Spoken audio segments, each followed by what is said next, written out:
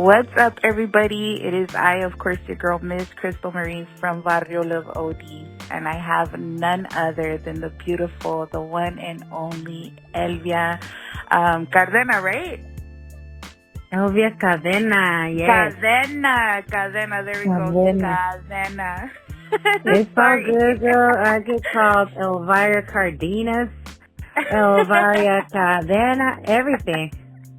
Oh man, well, this is episode number 19, so thank you so much for being here with us today. I truly appreciate it, and I'm super honored that you are definitely here with us, giving us a little bit of your time. So I'm super excited, and I can't wait to hear your story. Girl, thank you for having me. I'm super excited myself, girl.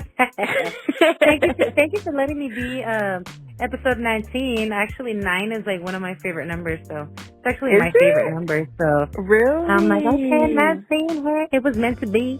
Yes, definitely. You know, it's funny because a lot of our guests, like, for some reason, every time, like, the number episode that they land on, that number is significant to them. For, like, really? Yes, it's just been happening like that. Like, yeah, like, they'll tell me, like, you know, this number means this to me, or it's so crazy that I landed on this number. So I've had a lot of guests that whatever episode they land on, that number for some reason is special to them. So I think that's cool. It's like, I feel like you, like, it's just meant to be that way. Yep. That's crazy. Yeah. That's awesome. Yeah, definitely. Well, I want to get right into your story, girl, and I want to know all about you. I know a lot of our listeners are excited and ready to hear all about you. And our first question that we always start is, where are you from, born and raised? Híjole. Well, I was born in Glendora, California, but I was raised in San Bernardino, California. So I always say I'm from San Bernardino. I'm from the Dino 909. Yes, That's so cool. I was born in Glendora, and we lived like in El Monte for like a couple years, and we ended up moving to Mexico. So I lived in Mexico for like 3 years, but after we came back from Mexico, we were out in SB, and that's where I pretty much grew up, started like elementary school, and from there on. So I always say I'm from the Dino. Yeah, definitely. Yeah. And were you like, how old were you when you went back to Mexico? I was about 2 years old when we went to Mexico. Yeah. So you're small. Yeah, it was back in like 93, 94, around there. There was like a big old earthquake in LA, and my mom was like, yep, we're leaving. So we left. Yeah, you know what? Actually, my husband was part of that earthquake in LA. And they had to relocate to Northern California because their whole apartment complex, I think it like came down in Santa Monica. So he was part of that earthquake. Yeah, my mom had just had my sister in like December, and my dad was in Mexico. So when all that happened, she was like, I was solita. I was like, take me up. And yeah, we left to Mexico. So I was out there for like 3 years, around there. And then you came back and then went to school right there in San Bernardino. Nice. Yeah, we came back. We stayed with one of my tias in LA for like half a year. And after that, we moved out to San Bernardino, and we were there ever since. What was it like growing up in San Bernardino? What was the environment like as you grew up there in your home? I'm like, the ghetto. It was actually nice. You know, as a kid, you don't really pay attention to all the bad things that go around. And I had a really great childhood there. I mean, we grew up in apartments. My dad was the only one who worked. My mom was a stay-at-home mom. Yeah, it was fun. I had like my siblings, me and my youngest sister were 2 years apart. We grew up very close. Since we were like 2 years apart, we were together all the time. My oldest sister was like a teenager around the time that we kind of like, how do I say it? Well, from like what I remember, you know, my sister was like the oldest one. She was always kind of like doing her own thing. We never really hung around with her because she was 6 years older than me. And then my little brother is 6 years younger than me. So it was, I mean, we all had love for each other. We were really close family. always had dinners together. Everybody sat together for dinner, and like I said, we lived in apartments, so there was a bunch of kids. Everybody was Wow. friends with everybody. Everybody knew everybody. Everybody had each other's back. So Yeah. it was really nice up until Yeah. like you get the teen years and you kind of start knowing what's going on. You're like, okay, this is a little shady. You know, you Right? start being I a know. traviesa and whatnot. Yeah. Well, I want to get into your traviesa days, but before we get into that, Of course. what was Of course. it? Where do you think like like was your mom into music or was your dad into music? Like, where did that like come into play? You know, growing up, both my parents always played music. My dad was really into, he was more of like the different genres type of thing.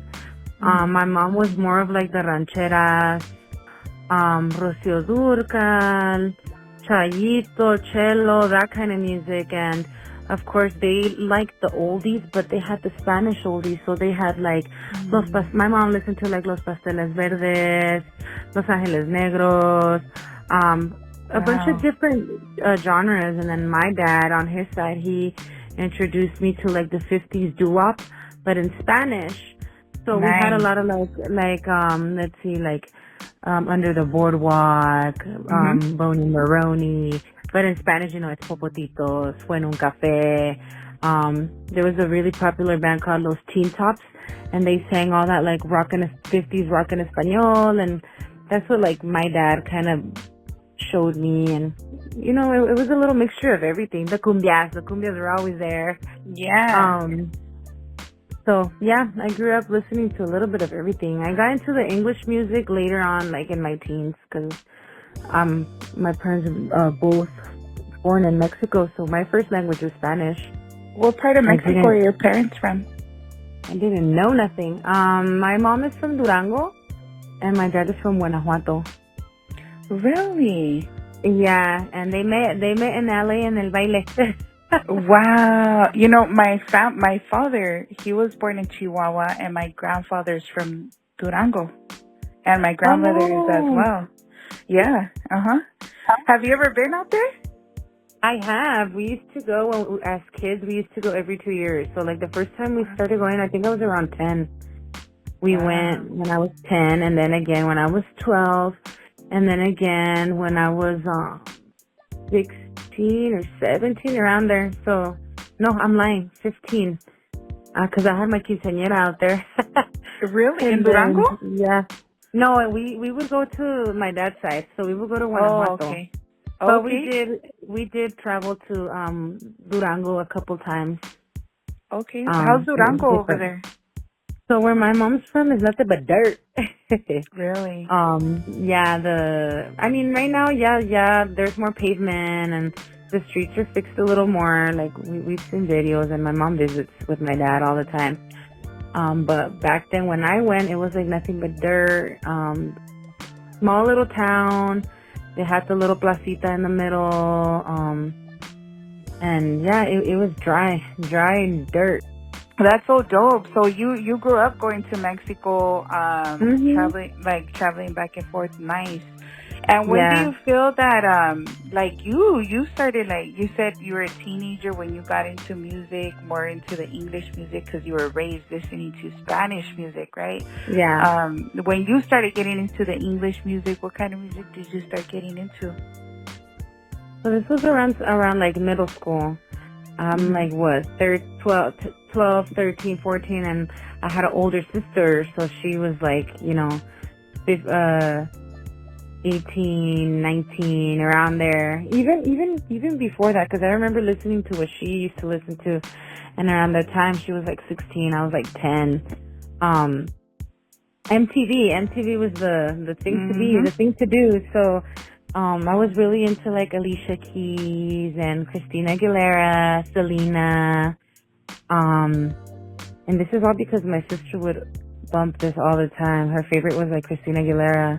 Yeah. And then once she got into the whole little Cholita scene, that's when like Little Rob came along, and Eminem, all of that, Dr. Dre, Tupac, all of that stuff. obviously, like, Little Rob mixed a lot of Ralphie Pagan and things like that into his music, and a lot of the other Chicano rappers, because my sister used to listen to a lot of Chicano rap. And that's when, you know, Lighter Shade of Brown, all of that came in. And I pretty much got my taste because of what my sister used to listen to.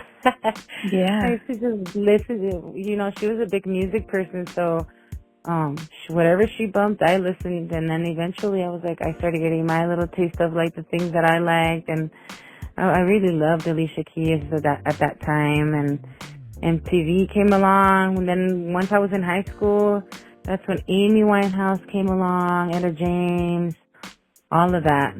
Yeah. Etta James was actually, like, one of my first oldie singers that I got into because of At Last. And just, you know, certain songs that you're like, ooh, this is my jam. Especially as being a singer, like, you're like, ooh, I could sing this. You know, I don't know how I can explain it, but yeah, a lot of that.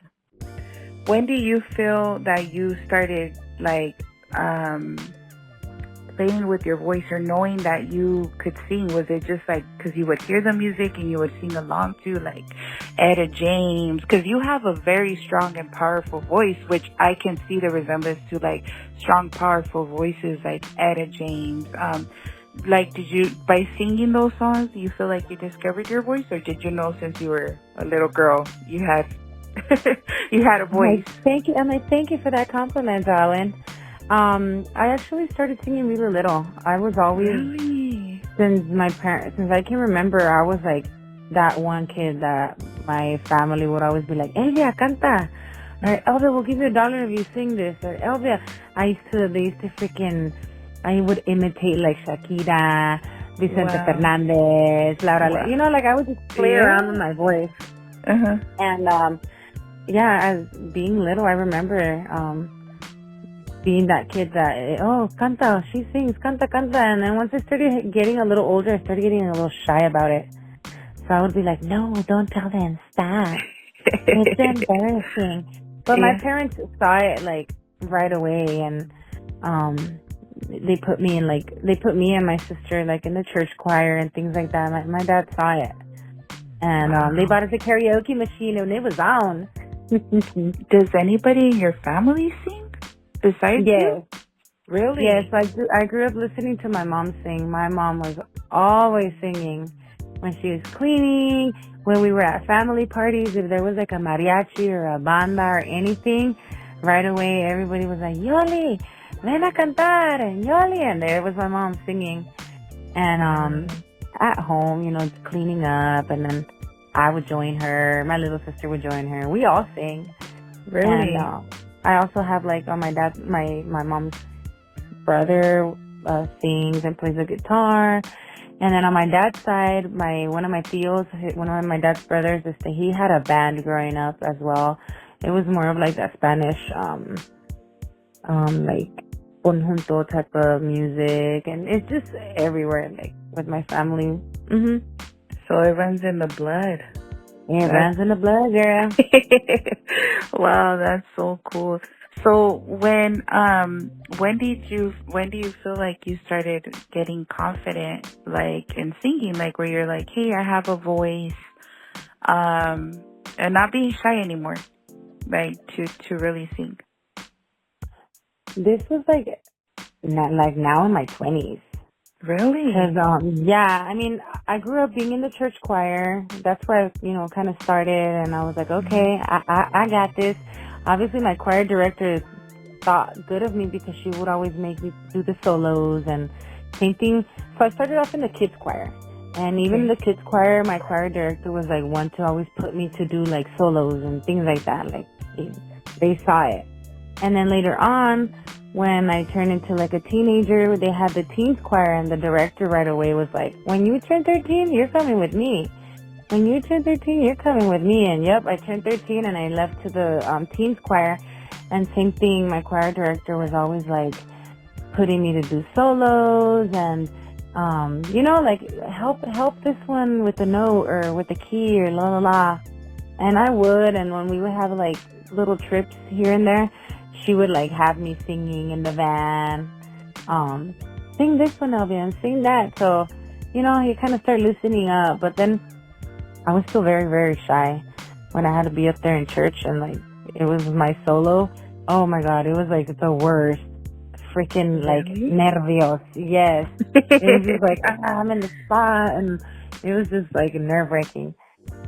And then I kind of stopped for a little bit, and once I turned like 21 and you start hitting them karaoke bars, that's when I was like, you know what? I could do this. Like, what the heck? Especially after a few drinks, you're like, ay, pues aquí está all of them now, you know?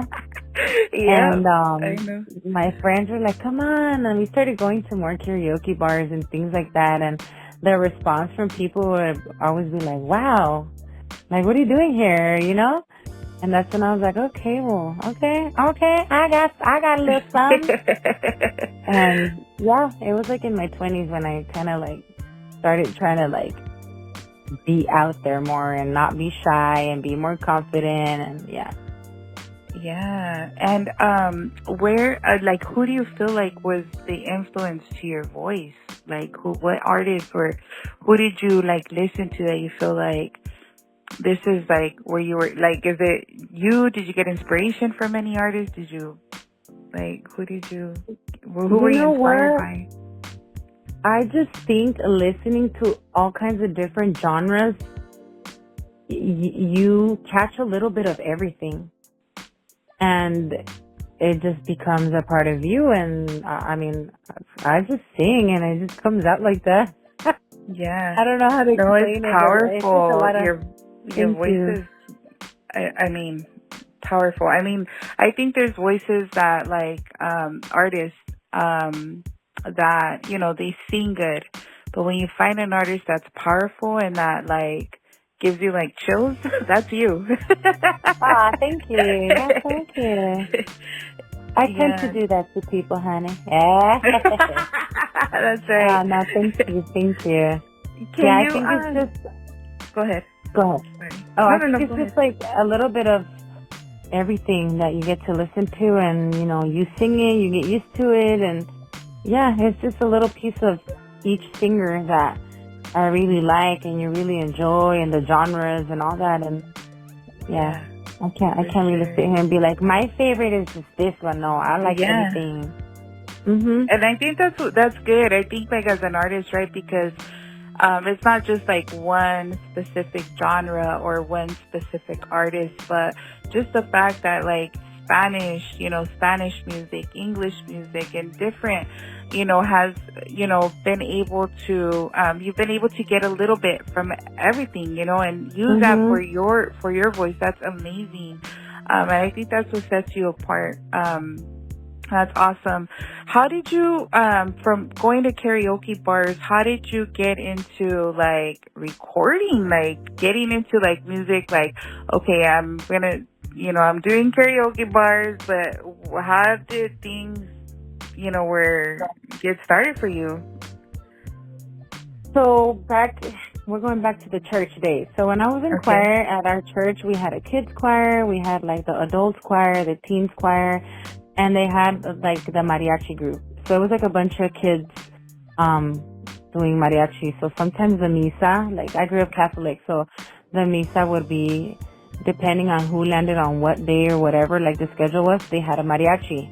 And it was like a bunch of kids, and it was super cute. I loved it. Well, one of the girls from the mariachi, obviously would run into each other at church all the time. So, you become friends and stuff like that. And this happened like later on when, you have your Facebook friends and and you find so-and-so. So we got in contact through like Facebook, and, her name's Evelyn. Shout out to Evelyn. If you listening to this girl. So she contacted me one day and she's like, hey, so I'm trying to like get a sub for so-and-so.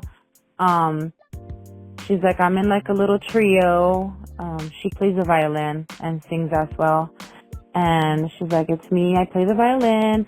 And then I have my friend who plays the vihuela. And then I have the other friend who does this or whatever. And she's like, and one of the girls is going to be absent for a day. And I wanted to see if you wanted to like come and sub for her.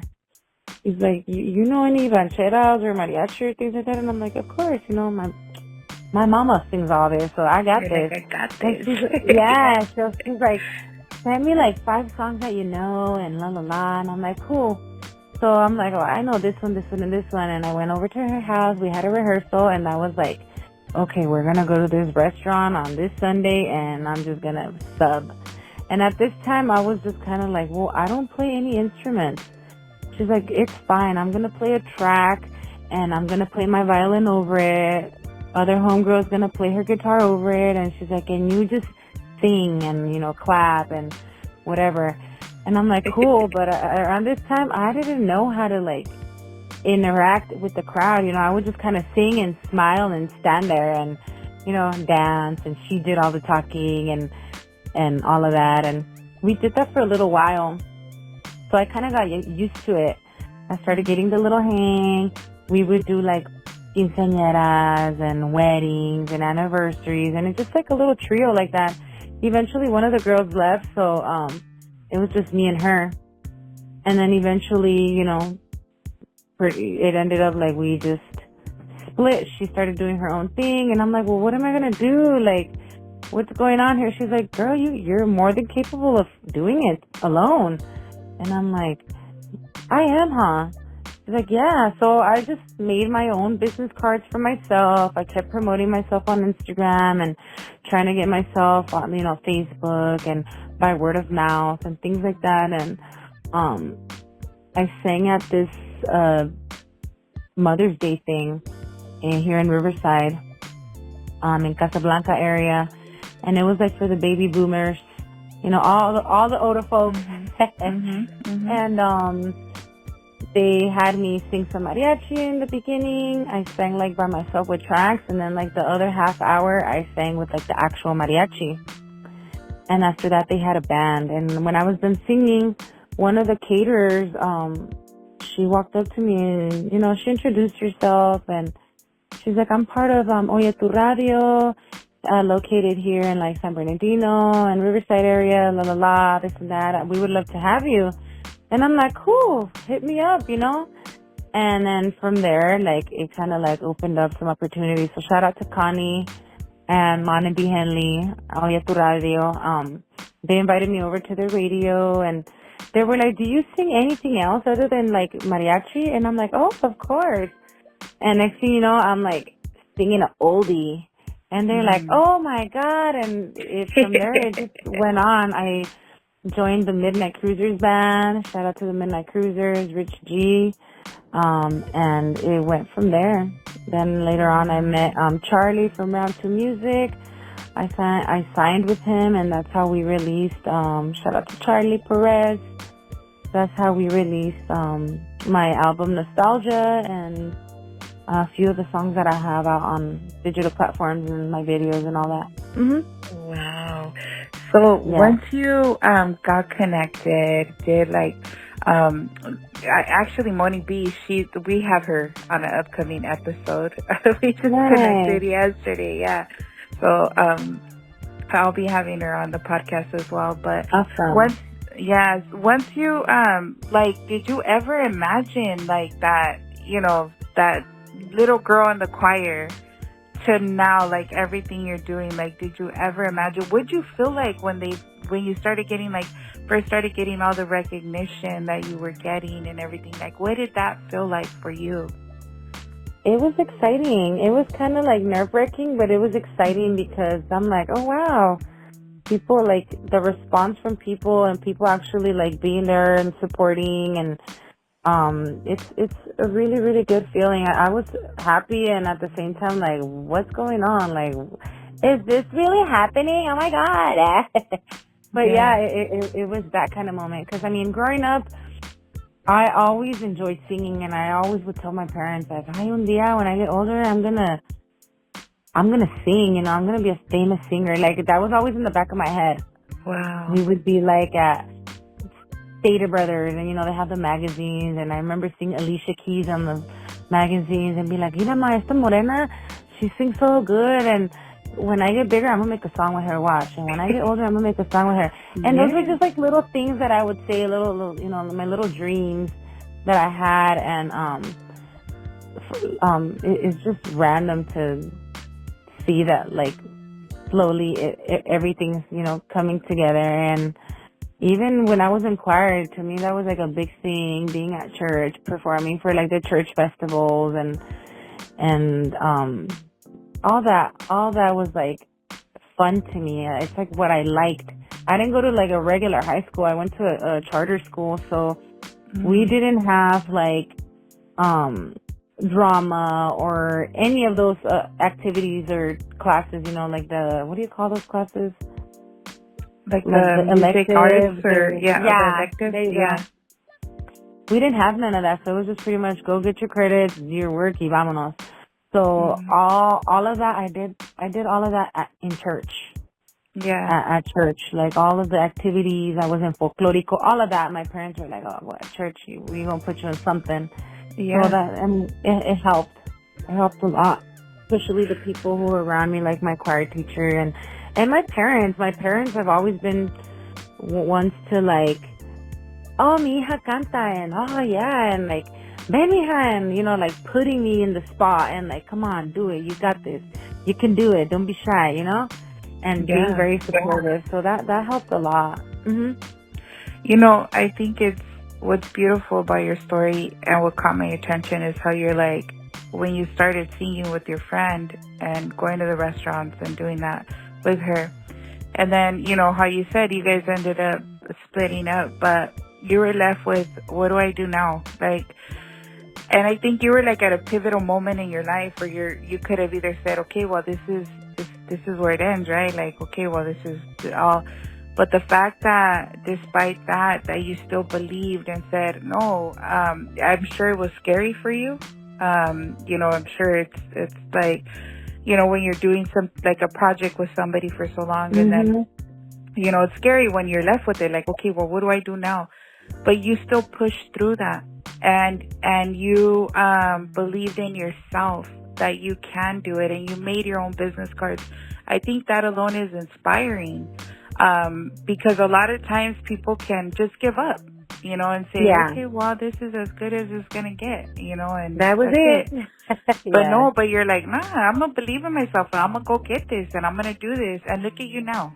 That's inspiring, and that's beautiful that you've shared that with us.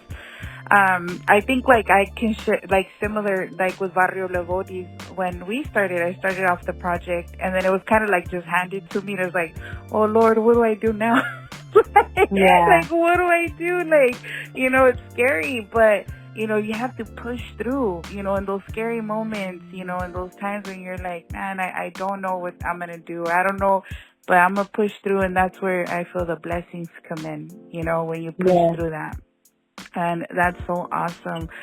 And well, so you went with Moni B. You remember your first album? Like, what was that experience like recording your first album? Oh, girl, it was exciting. I was like, am I really here? I did. There was a few times where I was like, oh, wow, this is actually happening. And, I would talk to my parents and I would pray on it, because coming into something like that, there's a lot of like cutthroat things, and you don't know if it's going to go well, if it's going to go bad, if, it's a lot. And especially like, I didn't know anything about recording or putting music out, none of that. So with them, once I got with them, and at that time Monaby was my manager, so her herself, she's been singing her whole life. You'll get a little bit into her when you interview her or whatever. But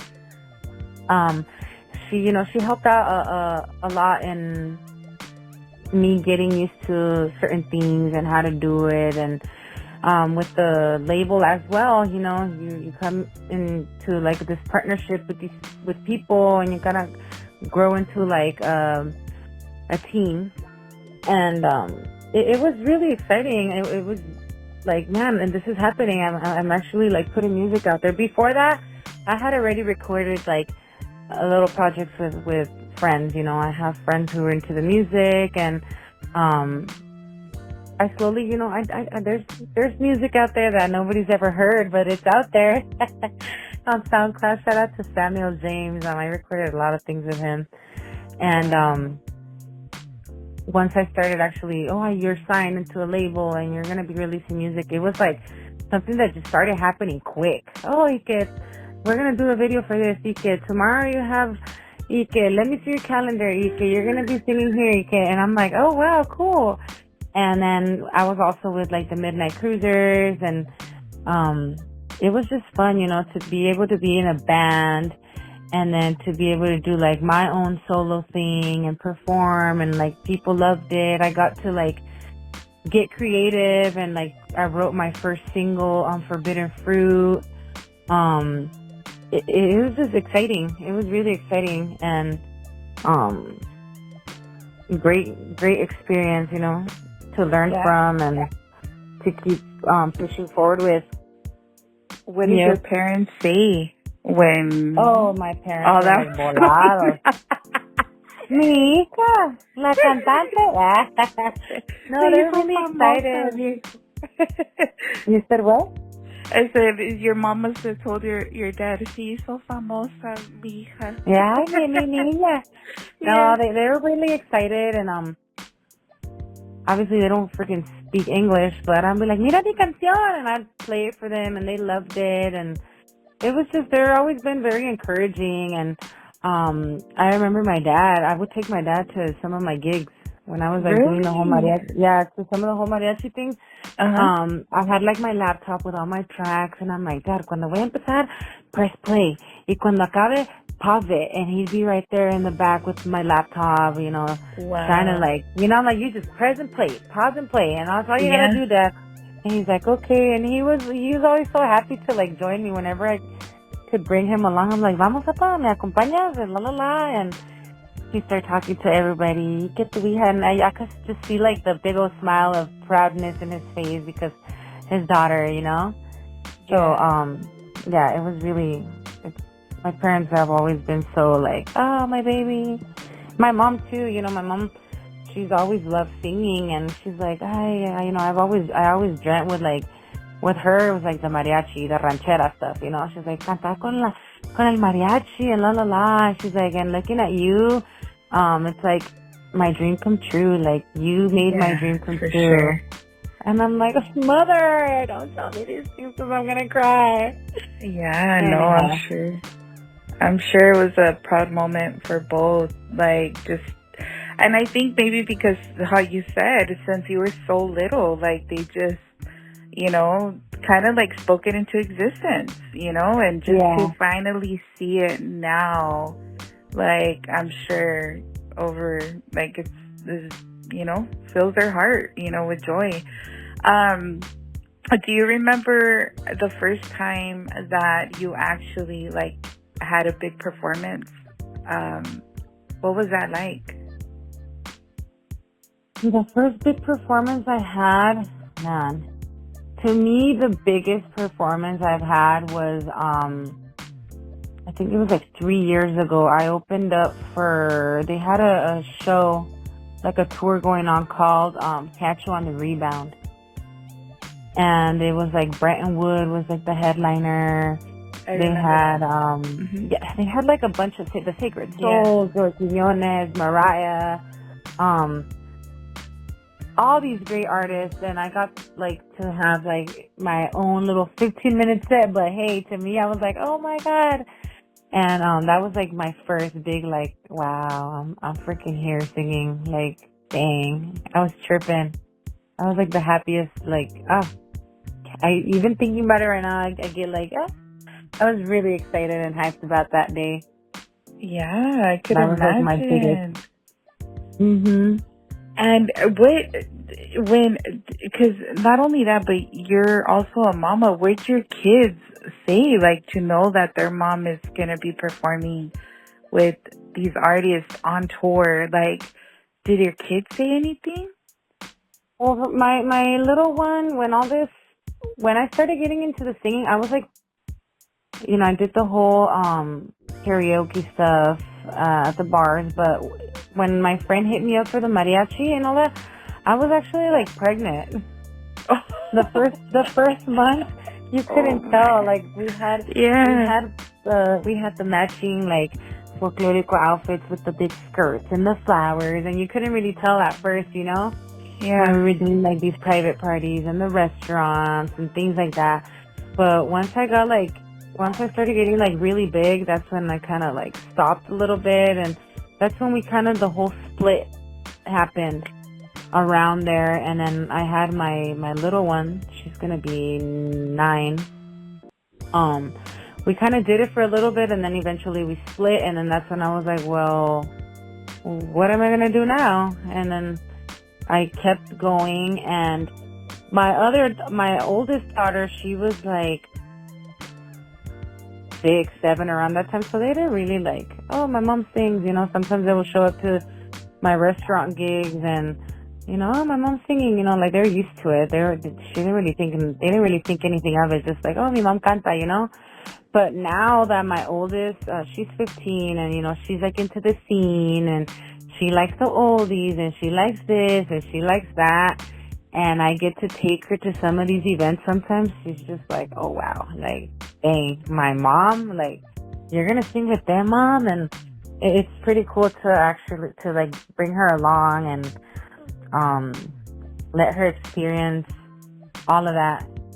Because I want her to, I want her to see it as, like, motivation that she can accomplish anything that she wants. The singing is not her thing, but there's different things around there. Like, she's really into, like, the art and, like, painting, and she's really good at painting. She's really good with makeup, so she's really good with makeup, actually. Ooh. So I tell her, I'm like, you could be the makeup artist in the back, and I'm like, you see all these people behind the scenes and the concerts, like, we'd be backstage, and I'm like, see, all of these people have a certain job. I'm like, you could be doing the makeup. I remember I had a interview for with the it's called Mañana Latina Spanish TV station, and I couldn't take her that time, but I wish I could have took her, because they had like a little room where they had all the hosts of the show getting their makeup done and their hair and all that, and I'm like, I was looking at it and I'm like, this could be my daughter. I'm like, this could be my daughter doing the celebs freaking makeup and hair and all that. And so I always try to like encourage her to push for what she likes, like, you like that, get on it and start, do your thing. I'm like, it's possible. It's not going to happen overnight, but you got to keep going. Yeah, and I think you're the perfect example and model for that, right? Because, I mean, look at you. You're grinding. You're, a mama. You're an artist. And then, her just seeing that, she's gonna follow suit, I hope she do. She will. No, she will. I mean, how old is she right now? She's 15, you said? She just turned 15 in May, yeah. And I know, like, with teenagers, right, like, we may not at that moment, like, recognize, or maybe, like, for us at that age, like, for our parents, we may not at that moment, and I'm sure you could vouch for that, we don't take heed to everything that they tell us or share with us, or, all the consejos that they give us until much later on. We're like, dang, like, they were right the whole time. That's what I tell her, I had her in high school. I had her young, and I look back at it now, and, obviously I don't regret anything. God knows why he puts certain situations in our path, but I tell her, I'm like, I could have been doing this way long before, but I decided to, like, go down the wrong path and look at the wrong people and hang out with the wrong people, and it held me back. And I was like, and obviously maybe it was meant to be that, God let it happen that way. It was supposed to be that way. But I tell her now, I'm like, estás chavalilla. I'm like, you could start now and get ahead of the game. I'm like, I started, later on, like in my 20s. I was like 24 around there 24, 25 when I started like actually like pursuing the whole singing as like a career, you know? Yeah. And there's times that, not no more, now I'm like, it is what it is, you know, I'm here, I'm doing it, but for a while there was moments where I was like, man, I let all this time run by, I could have been doing this, I could have been, you know, but you learn, and now it's just like, I let go of that, and now I can't sit here and be like, man, I could have been, no, like, it was meant to be this way, and I'm doing it now, and I y que think se so quede too. así. Yeah, I think so too. I feel like God's timing, like we, of course, like we feel like, man, we should have done this a lot sooner or whatnot. Cause I've had those moments too, but I feel like, you know what, God, like for whatever reason, you didn't allow that to happen at that time, Mm-hmm. but there was a reason why now, like Yep. now you're allowing this to happen, and everything happens for a reason, but she's watching you. That's for sure. You know, she's watching you, and like I mentioned, you're a perfect model for that. So she doesn't catch it early, she will catch it. You know? Eventually, Reina le entra por un oído y le sale por el otro. I think we've all been there at Yep. that age. Yep. And how do you feel like you balance that, right? So being a recording artist, being a mom, having a family, like how do you feel that you manage that? With prayer. God helps me, girl, because, man, yeah, I pray a lot. Yeah, you know, you gotta have faith in it, and now I've learned, you know, I gotta have my calendar, you gotta be organized, you gotta make time for this, you gotta make time for that. You know, you just pretty much gotta like organize your day, and you're ahead of time, plan things out, and I feel like that's what's helped me out a lot, like organization. And I was never like no calendar person or anything like that, and now it's like I write everything down. I have to write everything down to keep it flowing. You get me? Like I have to have a schedule. I have to keep it flowing, to keep it going, and that's with everything, like with my house duties, with my children, with work, with, you know, my singing, with everything. So that helps a lot, like being able to manage everything. You gotta have a schedule, you gotta have organization, because if you don't have organization, you're just gonna be all over the place. And at first it was, when I first started getting busy and all that, I was just like, ay, ¿cómo le voy a hacer? All right, this and that. But, you know, you learn, and I started getting my calendar, writing everything down, everything. And that helps me a lot to be organized, and you know, make time for everything, because you know, you have everything going on, and you gotta, like you said, you gotta be on track. You gotta have your schedule for everything. So that helps me out a lot. And, you know, my partner, he helps me out a lot as well.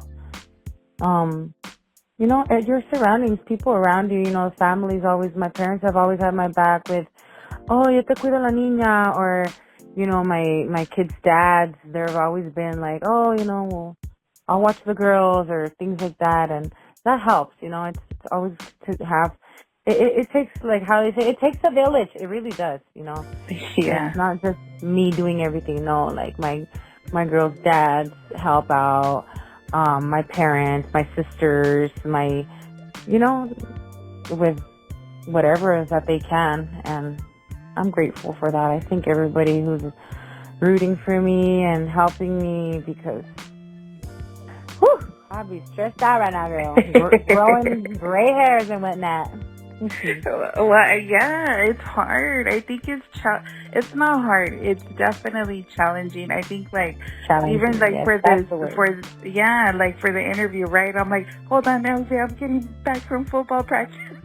Because we have our own schedules. Like everybody has a schedule for everything.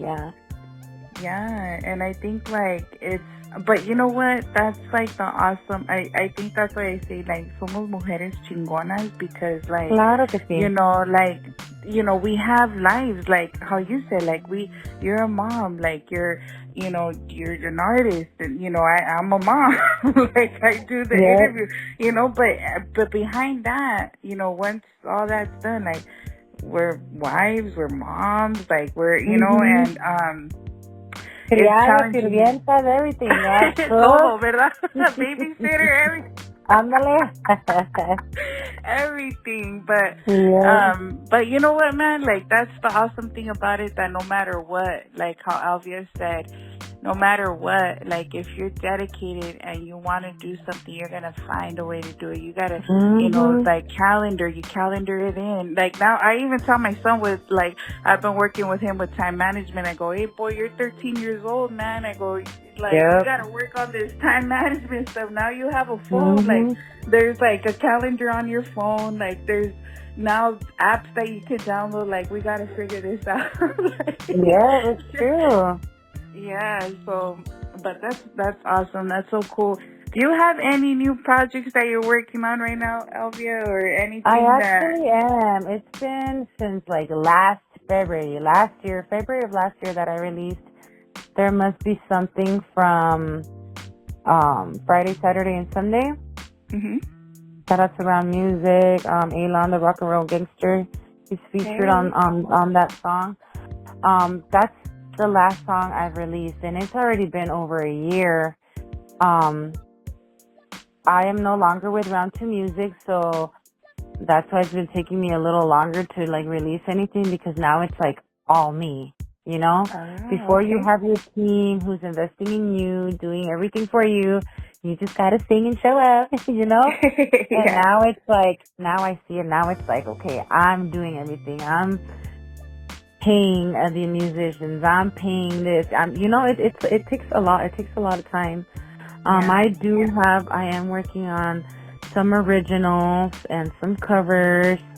I am working with Joey Quiñones. He's helping me with some of my music. Nice. Also with DJ Tony G. He's also helping me with a little bit.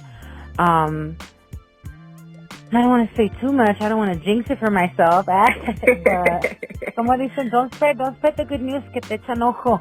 ¿Verdad? No, but no, yes, there is a lot of things I'm working on, and I'm just anxious to release it and for you guys to hear it. Some music I am keeping it in like the soulful, soul-y sound, but some of it is more of like R&B soul. I want to show different. people that I can do a little bit of everything, and whatever song they like, and just go from there. So I'm excited. I just want to like release everything already. It's not done, but I'm like, yeah, listen to a little bit of it, but no, I want it to sound crisp and perfect, and yeah. But that's so cool. Well, I'm sure it's like a new season in your life, but I'm sure just as like there's challenges, it could be challenges, but it's also exciting, right? Like it's so exciting to know that now you can venture into like so many other like different types of music. How you're saying like I want to get into some R&B, so I love R&B. So I'm done. I'm so ready to hear some of that stuff. But that's awesome. That's so cool. thank you. What do you feel continues to motivate you to pursue music and continue to be the artist that you are? What continues to motivate me? Just all the hard work that I've already put in. You can't give up. You started something, you gotta keep it moving. You can't just end it there, So that pushes me. My kids push me. Knowing that I have this talent and this gift that people enjoy to hear, and that God gave me this gift, that pushes me to keep going forward. There's and because I want to learn. I want to learn more things. within the music and with people, and see where my limits.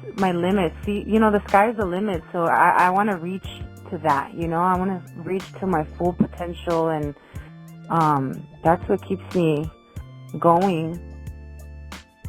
Create new music. Music is never ending. There's always going to be music. So, let's all put it out there and enjoy it. Yes, that's awesome. And my last question to you is, do you have any advice for anybody listening who maybe knows they have a voice or have a talent? It doesn't have to be a voice, just like a talent. But they're shy, they're like, but, this or that. Do you have any advice for them? Just do, like Nike says, just do it. You got nothing to lose. Yeah. No, yeah, try it out. Give it a try and go from there, and don't be discouraged. There's always going to be people who are not going to like it. There's always going to be people who criticize. There's always going to be people, but then again, there's always going to be those people who do enjoy it, who are going to motivate you.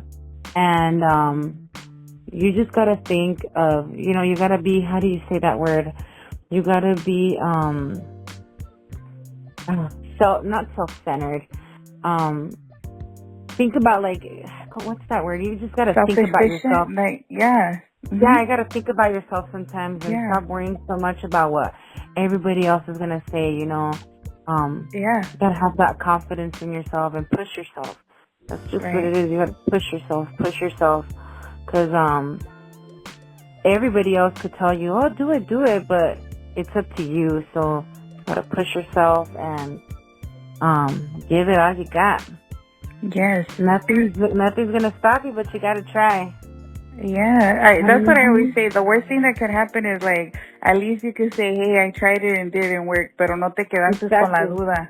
Like, but what if I would have, Nah, just do it. If it fails, it's all good. Like, at least I tried it, right? Yeah, that part. At least I tried it, and you try to see if it worked out and if it didn't, and, you don't want to stay with that, no, what if? Because that what if will haunt you. It sure will. That's for sure. It sure will. Well, Elvia, I want to thank you so much for your time. Do you have any last words before we go today? Thank you for having me, darling. I appreciate it. I'm very excited to be here on your podcast. Thank you for the love and the support and the compliments, of course. And yeah, just everybody enjoy life. Don't take people's negativity too serious, and be happy. Walk around with a big old smile and confidence.